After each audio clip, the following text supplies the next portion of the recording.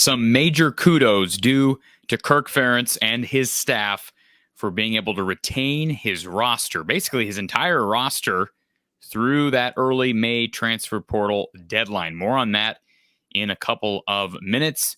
Plus, an exclusive interview with Iowa defensive back TJ Hall. Hall, an early enrollee, already making his presence felt in Iowa City. We'll talk with him and Don Patterson coming up after this word from our local sponsor. You may have heard of the real-life Hawkeye man cave known as Kinnick Under the Kitchen. Well, after lots of hard work, there's not much space left to paint, but the walls are exploding out for public consumption. Under the Kitchen is proud to announce that you can now purchase exclusive prints of some of your favorite Hawkeye legends, including wrestling great Spencer Lee, football players Tyler Goodson, Riley Moss, and Drew Tate, plus an all-in-one Murray family legacy print featuring Keegan, Chris, and Kenyon Murray himself. Signed and unsigned prints are available, making the perfect collectible or gift for any Hawkeye enthusiast. For more information on purchasing one of these outstanding Hawkeye prints, visit Under the Kitchen on Facebook. That's Under the Kitchen on Facebook. So appreciate Randy Engel and Under the Kitchen for hopping on to sponsor this podcast, this show. Check out Under the Kitchen on Facebook. He is doing tremendous work. Randy doing tremendous work down in central Iowa, Mitchellville, just southeast of us. All right, so the topic for today, transfer portal. We've been talking about it for months. I've been very critical of Kirk Ferentz for not targeting more skill position players, specifically at quarterback. I've had people say, well, it was never going to happen. I don't know why you talked about it in the first place. A fan can hope, and that's what I am. I'm a fan. I love Iowa football. And I look at a guy like Gary Bohannon, who, by the way, is in the portal right now and is the last starting Power 5 quarterback from 2021 to still be available. All right. Emory Jones just got nabbed by Arizona State. I know NIL played a factor, and certainly NIL is a topic we'll continue to encounter. But a guy like Gary Bohannon can make an impact. But here's the deal. That's a topic for another day. I want to discuss something that was brought to my attention by Mike Farrell over at Rivals. And he, of course, follows the transfer portal even closer than I do. That is his job exclusively, recruiting and transfer portal stuff. And he brought this to my attention. I'll throw this tweet up for you. This is a tweet from Mike Farrell this week, speaking about the lowest entries, or the teams with the lowest number of entries into the transfer portal. He says, as I recently mentioned, Iowa and Baylor have had the lowest number of FBS scholarship players enter the portal since 8-1. That's August 1st. With 5. That's August 1st of 21. Equally impressive is that if walk-ons are added to the total, they still have the least in the FBS. Iowa leading the FBS with just 6. Baylor with 7. Oregon State with 8. So quite a record there, quite a number, I should say. Certainly, it would lend itself to tell you that there's some sustainability, some culture strength within this program, regardless of what happened in 2020. And I'm not downplaying some of the allegations that are still out there. And certainly this lawsuit, I do believe that there, unfortunately, may be some ulterior motive with this lawsuit. But I'm not downplaying the actual allegations of some injustice that was going on, whether it be from Brian Ferentz, Chris Doyle, Seth Wallace, whomever. But I do think those numbers are indicative of a strong culture right now, like it or not. Regardless of my criticism about Iowa not going to the portal to quarterback, that is a different point altogether. Now, here's another tweet from Mike that I found interesting. He says, dug into the previous 2 years of stats for Iowa and Baylor to see if this year's numbers are a trend or abnormality. And here are the numbers. So 21-22 season, Iowa with just 5 scholarship players entering the portal. 2021, Iowa with just 8. 19-20, Iowa with just 6. Keep in mind, that was before the allegations came out in the summer of 2020. Just 6 players entering the portal from Iowa. Now, we know, but we'd have to compare that to the sum of the parts, right? We'd have to compare that to the sample size because the sample has changed, right? The logistics of college football and transfer portal have changed over the last year, over the last couple of years. But the point is, Iowa has not had a mass exodus of players at any point over the last 3 years. You see the numbers from Iowa and Baylor, 19 players over the course of those 3 periods from 19 to 22, 2019 to 2022, Iowa and Baylor each with just 19 transfer portal entries. And look at Maryland. It's 27 portal entries this season alone. 27. That's what, over a quarter of their roster? That's insane. That's like a third of their roster. So, look, here's the deal. Kirk Ferentz deserves credit for this because I can't speak to what happened behind closed doors, what continues to happen. All we really have to go off of is what the players say now and what these numbers say. And the numbers tell us that players are not itching to leave. All right. Now, there have been some players here and there that I think, unless they go on the record and say one way or the other, we'll never know. But Mark Kallenberger leaving early was a bit odd. Given the fact that his brother, especially given the fact that his brother had a run-in with Seth Wallace, his brother Jack Kallenberger was accusatory of Seth Wallace for kind of making fun of him being a dyslexic young man, and that's unfortunate. There have been situations like that. I kind of questioned why didn't Kyler Schott take an extra year here? He didn't get drafted. He's up in Green Bay now trying to fight for a roster spot. But regardless of those decisions, the bottom line is, for the most part, Iowa's doing an excellent job, better than almost every school in the country at sustaining a roster. And let's also give credit to the position coaches, because we're going to talk about a few players here in a second that could easily have left by now. And if you don't already know, the May 1st deadline, if you wanted to be immediately eligible, if you wanted to be part of that immediate eligibility, that one-time waiver for a player that enters the portal to be eligible for the 22 fall season, you had to enter the portal by May 1st, or you need a waiver. You need an extra waiver. This is not an automatic anymore. So players that enter from now on, if they want to play this fall, they'll need an exemption. They'll need a waiver from the NCAA. So I did expect players to enter, players, multiple. But I certainly expected one or two by early May. We did not get that. And I give Kirk Ferentz, I give Phil Parker, Kelvin Bell, a lot of credit on these decisions, because all these guys, George Barnett's another one. I mean, he's got some guys that could easily have entered, and they didn't. So that coaching staff deserves tons of credit. We can't be dogmatic about the culture, but certainly, regardless of criticism, and I think some of it's very much okay, but I think you're right. You have a right to be critical of some facets of Iowa football right now. This is something that Kirk Ferentz deserves major credit and kudos for. So I just want to say that first of all.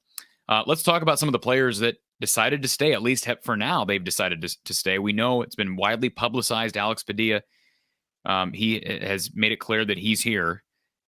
We thought maybe he would consider leaving after spring. No sign of that happening.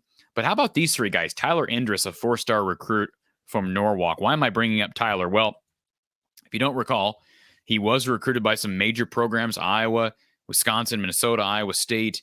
Again, a 4-star recruit. He redshirted in 19, then didn't play in 2020. Took another basically a redshirt year in 2020. And then in 2021, did not see game action. Now, don't know if he's dealing with injuries, but certainly the offensive line hasn't been the best it's ever been. Certainly they've been struggling at times, right? And yet Tyler Indris has not seen the field. So you wonder, a kid like this, perhaps he's thinking, hey, maybe I could go somewhere where there's greener pastures. I have a better opportunity at playing time. He has stuck it out. I give Tyler tons of credit. How about Chris Reams? Another guy who has seen some game action, but, did not see time in 2019 as he redshirted. Got hurt in 2020 during that COVID year. Saw very limited snaps in 21. Now, he was not as highly touted at a high school as a guy like Tyler Indris, but, he looks the part at 6'7", 270 from Van Meter, and has decided to stay, at least for now. Give tons of credit to him. And how about this one? This is going to be number one on my list. I've talked about this young man before, Dallas Cradith, and I don't know him personally. I'd love to have a conversation with Dallas. Here's a kid who was a 4-star kid at a high school. All right. I'll give you some of the schools that offered Dallas, according to Rivals. I'll just read them: Duke, Illinois, Indiana, Iowa State, Kansas State, Kentucky, Louisville, Memphis, Michigan State, Minnesota, Ole Miss, Missouri, Nebraska, North Carolina, Northwestern, Purdue, Syracuse, Vanderbilt, Western Michigan, Wisconsin. And how about an offer from Yale? So he's a good student, apparently. He has stuck it out. And Dallas, again, he's a 4-star recruit. He's been here since 18. He redshirts in 18. Sees a little bit of action in 19 and 20. helps in special teams, into 21, but he's been here for over 4 years now, and he's not, or approximately 4 years, I should say. He has not really established himself on defense, and yet he stuck it out. I don't blame any kid for leaving if you think that it's in your best interest. The NCAA allows you to do that. I just don't, coaches can leave when they want. I don't love the portal, how it's set up, but I do think you need to take advantage of it as a coach and as a player. So I wouldn't have blamed a guy like Dallas Creighton for leaving had he chosen to do so. But I also really respect him. I respect Reams, and I respect Endress and Padilla, for that matter, for sticking it out. Don Patterson said something very interesting during our season finale show over at the Voice of College Football back in January. If you're not going to be first stringer, just be the best darn second teamer or the best darn third teamer that you can be. And a lot of kids these days don't have that mindset. I give those 3 kids and everybody who stuck it out a lot of credit. The coaches deserve credit, and certainly the players deserve credit for attitude. And again, I think it's a testament to culture. We'll wait and see. I know the lawsuit is still ongoing and whatnot. I know it's a storyline, but things looking up. And despite the fact that Kirk has not gone to the portal very much during the offseason, just one ad, that was Steven Stilianos, and he has lost a few guys to the portal. Nobody besides Tyrone Tracy, nobody that really saw extensive action last year.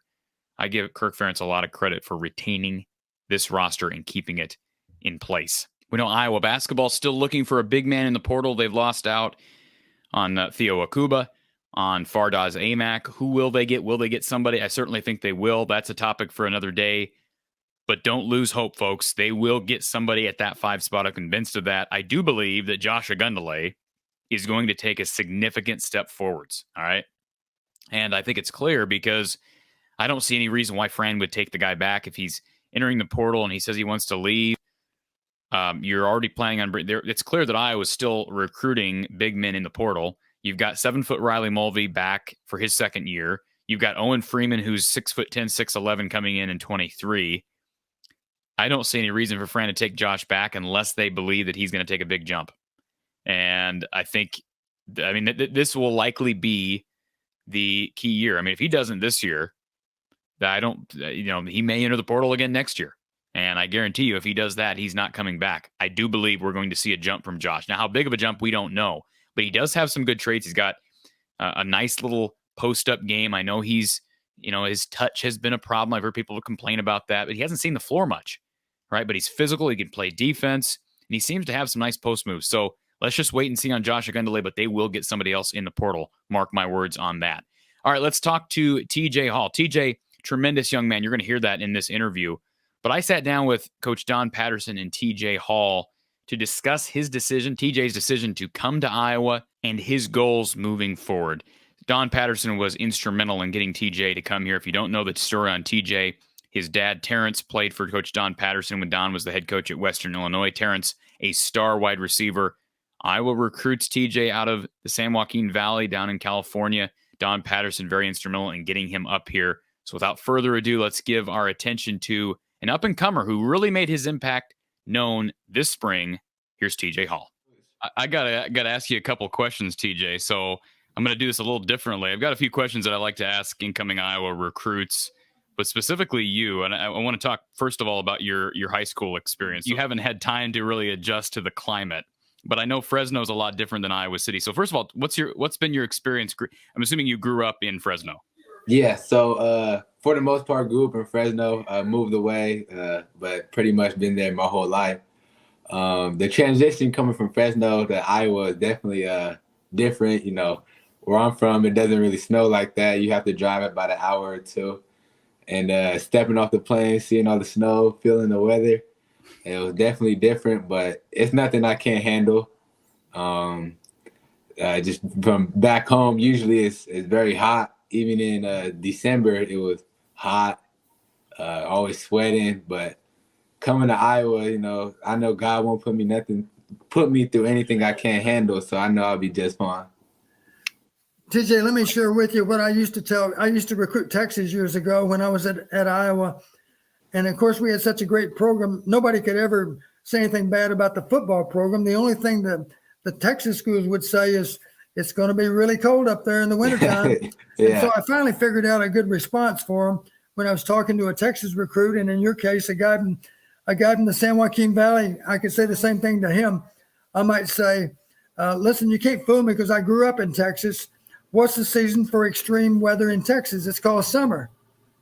And I said, Yes, I know what the summers are like. They're brutal. Yeah. And for that matter, a football game in September is not any fun either because it's also high heat and humidity in September. Yes, sir.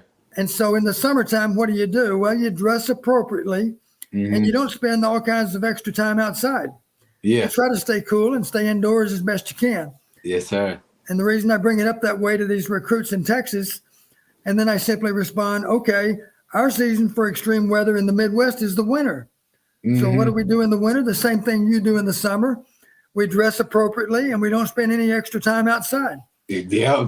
Yes, sir. And oh, by the way, as you already know, TJ, falls in the Midwest are second to none for football. Perfect weather for football in September, October. And if you're lucky, even into November, you've got great weather. Yeah. And of course, you're used to some brutal weather, especially in the month of September in California. Yes, sir. And it's like I came to the for my official, the Penn State game. It was October. It was like perfect. Yeah, ideal weather for football. And the rest of the story, of course, the worst 30 days of the year, you're not even on campus anyway. You're home for Christmas break. And that's after you go to the bowl game. And of course, the bowl sites are mostly warm too. Yes, sir.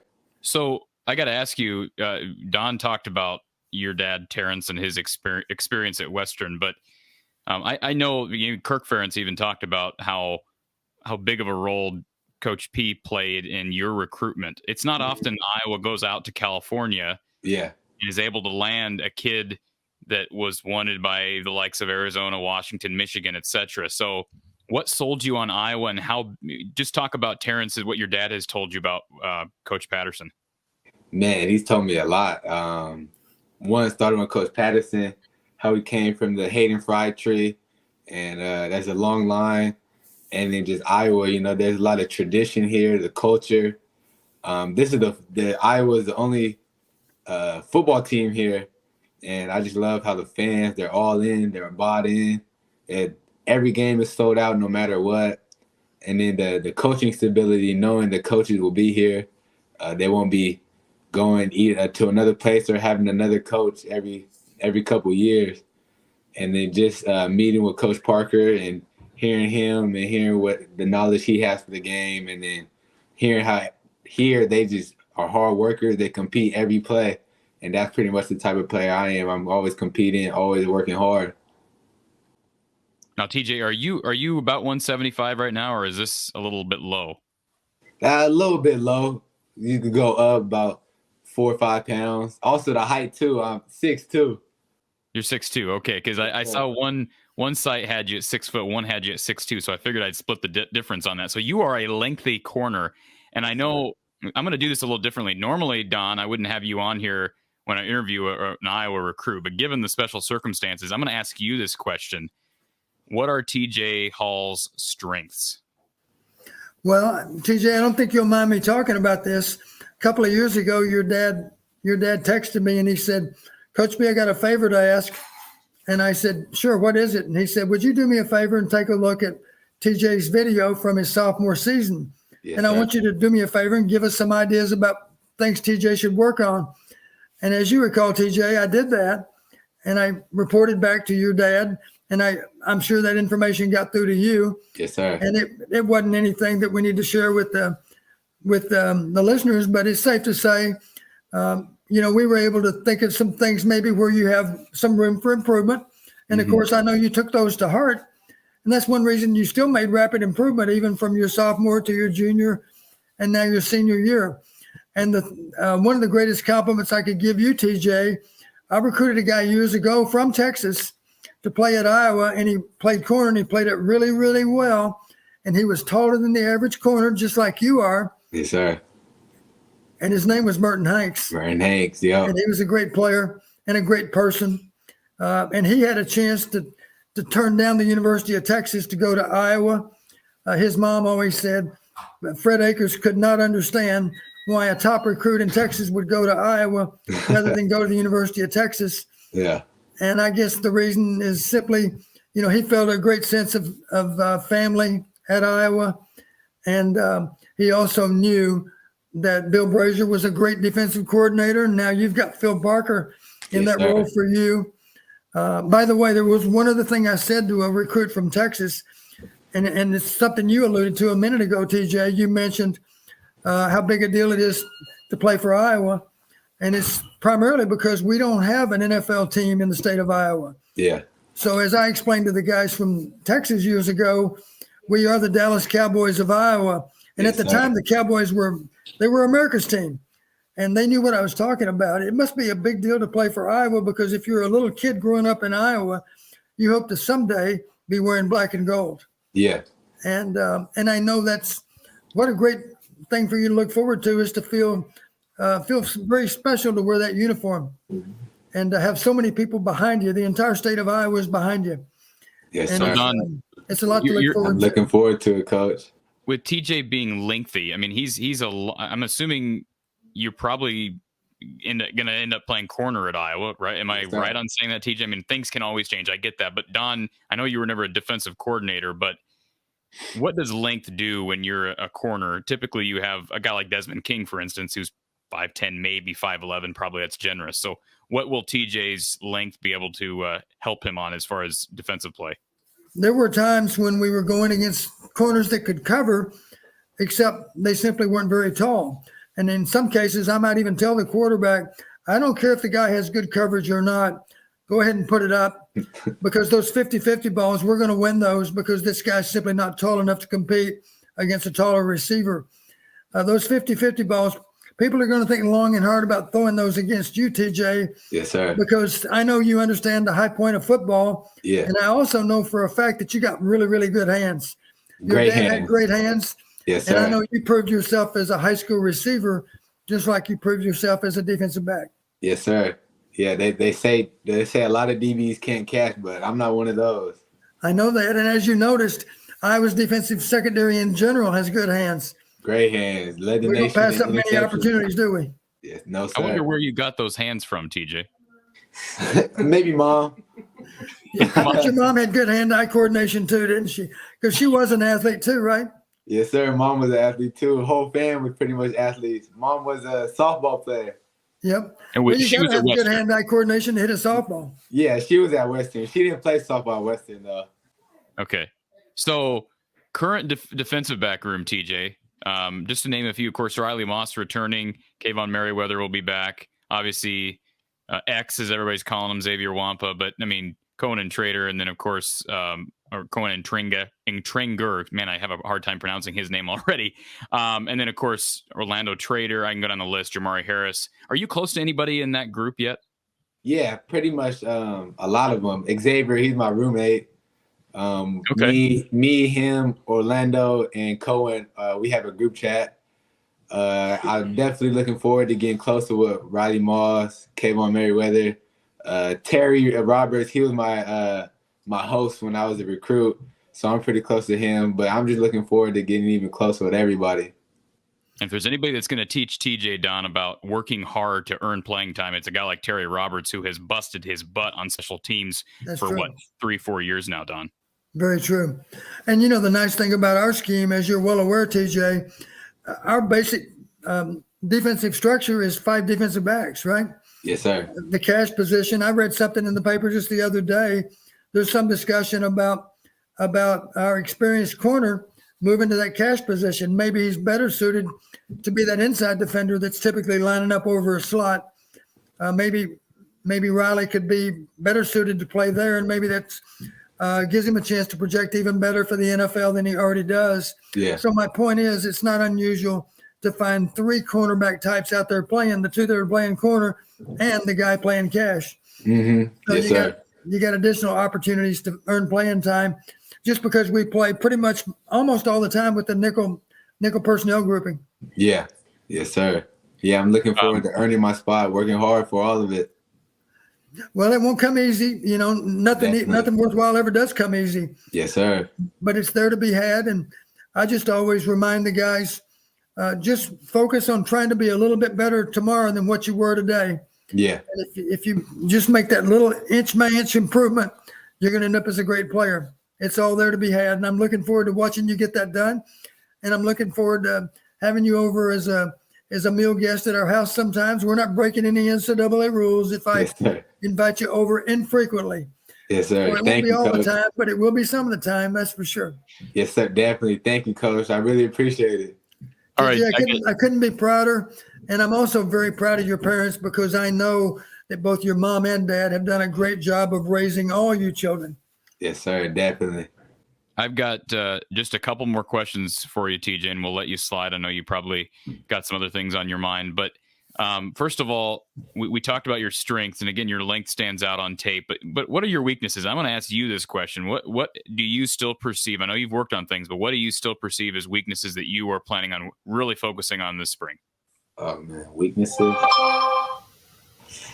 Probably I'll say weight. Definitely could put on some more weight. That's just from working out or metabolism always going, but I'll say that. Really, I feel like I don't really have any weaknesses. I feel like I have a lot of strengths, but obviously I can always improve on everything. But as far as weaknesses, I don't think confidence is a weakness of TJ's, Don. I think he's got plenty of confidence. That's important. You got to believe in yourself. You know, you got to understand. I'll say it this way, TJ. Guys that are afraid to play the game, they're at a disadvantage. You know, you got to embrace the competition. And you got to have, you've heard it said, great cornerbacks have a short memory. They don't remember if they're beaten. They don't let it dwell on them. You know, they put it behind them. They learn from it. And they tend to forget about it as quickly as possible. There's never been a corner out there that hadn't been beaten a time or two. Yes, sir. The trick, of course, is not to let it happen very often. That's for sure. Yes, sir. Definitely. All right. Final thing, TJ, goals. And I'm not talking, we can talk short-term goals. Maybe you got a goal of helping somebody or doing something for the Children's Hospital. Those are great, but also personal goals, making it maybe to the next level. What are your goals even after football? You can go short-term or long-term. Short-term, first I'll just start with class. Get the best grades I can in my class, at least 3.0 and above. Then on the field, just stay healthy, get bigger, stronger, faster, get to know the playbook fast, get to know everything quickly, so I can give myself the best opportunity to get on the field. And then I would say long-term goals, or actually you can say it's short-term and long-term. As far as the team, I would say definitely want to get back to the Big Ten championship and win that with the team. And then long-term, get to the NFL. Absolutely. I think those are pretty good goals, don't you think, Don? Those are lofty goals, but they're all achievable. Yes, sir. They're all achievable. And you've got the coaches to get you there. I think, Don, you'd agree with that. Absolutely. I tweeted out today, I think Phil Parker is the most underrated defensive coordinator in the country, and I think there's no question the most underrated defensive backs coach in the country. I mean, there's just no question in my mind about that. All right, Don, anything else to send TJ off? I know you'll see him soon, but anything to send him off with? Well, let me ask you to do this, Cory, if you will. Be sure that TJ knows how to explain to his parents how to pull up this podcast, because I'd like for your mom and dad to have a chance to observe you here on this particular interview. Yes, sir, definitely. Absolutely. I'll send you the link as soon as we're off, TJ. Appreciate you jumping on with us this evening, and hopefully we'll get to talk in a couple of years about those goals you set out for us. Definitely, and thank you for having me on. I appreciate it. TJ, I look forward to seeing you soon. Coach, I look forward to seeing you too. Appreciate you too, Coach. You can tell just a great head on his shoulders. TJ going to make an impact, and the length, that 6'1", 6'2", sort of like a Julius Brents. Now, Brents had his bright moments, struggled, eventually went to Kansas State, and had a decent career down there. But I think TJ is going to make an impact. And there was a little bit more hype around TJ this spring than there was even Xavier Wampa. Now, I know they play different positions, but we know that Iowa has struggled at times staying healthy at cornerback. We know Riley Moss, Terry Roberts, Jamari Harris have all had their problems from an injury standpoint. Jamari Harris is going to probably miss that first game due to his recent OWI. There's an opportunity for a guy like TJ Hall or a Brandon Diaz-Fernandez or a Deshaun Lee, who will be a freshman, or a Orlando Trader. high hopes for that young man. He had previously been committed to Washington and Arizona. He's a steal, and Iowa doesn't typically get a lot of kids, athletic defensive backs from the West Coast. So congratulations to TJ being here and making an impact early this spring. Congratulations to Kirk Ferentz and the Iowa football coaching staff. A reminder to please visit Under the Kitchen on Facebook for authentic Hawkeye art. And of course, subscribe to this channel. Please hit the like button on this video. It certainly helps me, helps the channel to grow. We'll talk to you soon.